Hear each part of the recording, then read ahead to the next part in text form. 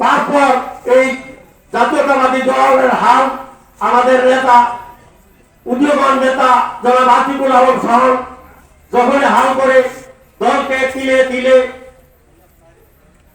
উন্নতির দিকে নিয়ে যাচ্ছিল, তখন ওই কুচুকরি মহলের এটা সহ্য হচ্ছিল না।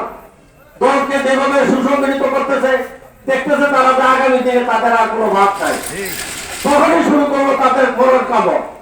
এই নেতাকে আমার আতিকুল আলম শাহন সাহেবকে পুলিশের গুলি দেওয়া হয়েছে, বারবার মামলা দিয়ে জেল জুলুম করে, তারপরে ওনারা ওনাকে দাবিয়ে রাখতে পারে নাই। ইনশাল্লাহ এই পাই পাই করে ওনাদের মুখে চুনকালি দিয়ে আজকে এই পদ্ধতি আমার নেতা এখানে এসেছে। আমি একবার ভোটবাসীর কাছে অনুরোধ করে বলবো, মরহুম খুরশেদ আলম সাহেব, আপনারা জানেন